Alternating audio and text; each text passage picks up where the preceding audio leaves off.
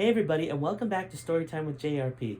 We're continuing our book, Laurence Grey, Secret of the Lost Roanoke Colony, and we're currently in chapter 46. So if you're just joining us, head back to chapter 1 so you don't miss any crucial details. So a brief recap of chapter 45, Laurence Grey and the company, which included Sheldon, an assassin, and his taxi driver, Jose Gonzalez, found an abandoned library wing. In that, there was a trapdoor leading to a watery cavern below. They all jumped in, got a raft and some oars, and they're ready to explore the cavern. Meanwhile, Gray's son Jason has less than 40 minutes to survive before he'll get all the air sucked out in an airlock. So Gray needs to find Roanoke before that happens. So let's get into chapter 46 now, titled The Whitewater Rapids. The foursome quickly discovered a hidden cave entrance, which was the direction of the water current. The two rafts floated onto a subterranean entrance. Each raft had a mini lantern to light the way. From what they could see from the lanterns, the cave seemed to stretch on for miles. "To think this is all below the busy city of Huntington Beach," said Jose Gonzalez. "Who knew?" But suddenly, the water current really sped up. The rafts started bobbing up and down as small waves began to form under them. Luckily, the waves were forming with their direction, not against them. "If this turns out badly, Gray," strained the voice of Sheldon over the rapids, "I'm blaming it all on you." Gray laughed. "Yeah, I'm sure God would love it when you tell him why you wanted to find Roanoke." "What is that supposed to mean?" yelled Sheldon.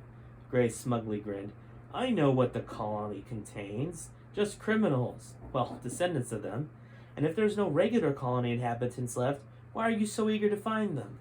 For a moment, Sheldon looked surprised, but then resumed his general scowl. "That's not true, and even if it was, it's none of your business." "Look, I know about the sheds," shot back Gray.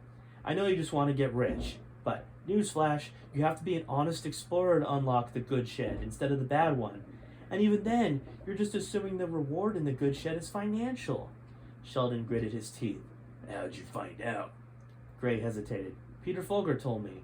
Sheldon slammed his fist down onto the raft. "That traitor! When I went to ask him—" "Wait," interrupted Gray. "You went back in time too?" "Of course," said Sheldon, "and he told me everything. But he told me no one could figure it out except the descendant of himself. When I sent you to see Folger, I wanted you to think you discovered the clues yourself. But I guess he told you much more than that." They stared at each other in stony silence. But then the water broke the standoff. There was a waterfall ahead. The rapids sped up at a faster rate than ever, and Gray knew there was not much chance that they would survive the drop. The two rafts grew ever closer to the precipice, and they were about to fly off the edge. But then they didn't.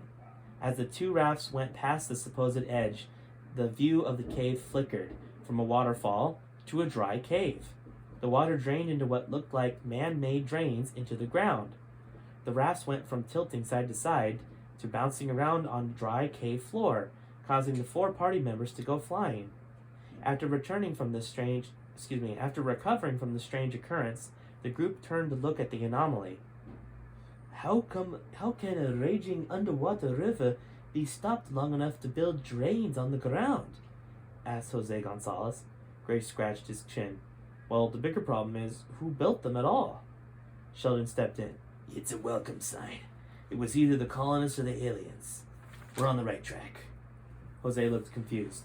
"Okay, can someone explain all this to me? I don't even know what we're looking for. All I know is that Gray's son is in danger, and I'm still getting paid. What do you mean, colonists or aliens?" "Well," began Gray, but he was cut off by Sheldon, who rammed a gun into Jose's chin. "Now look here, Gonzalez. What we're about to tell you is top secret, and you'll be a national security risk if you tell anyone. And so will the people you tell. If you as much mention Roanoke to another human being, you'll be shot on sight. You get that?" Jose nervously nodded. Gray proceeded to tell him everything. With all of Jose's questions answered, they moved on down the cave. The cave grew smaller, just tall enough to walk without ducking, and wide enough for all four of them to walk side by side. The cave suddenly became a long stairway, going up. Jose, having just heard an incredible story from Gray, didn't ask any questions. When they got to the top of the stairway, they beheld a long-awaited sight, the lost colony of Roanoke. Oh my gosh, did they really find Roanoke, and what's inside? Well, you just have to find out in tomorrow's chapter, guys. Alright, I'll see you then.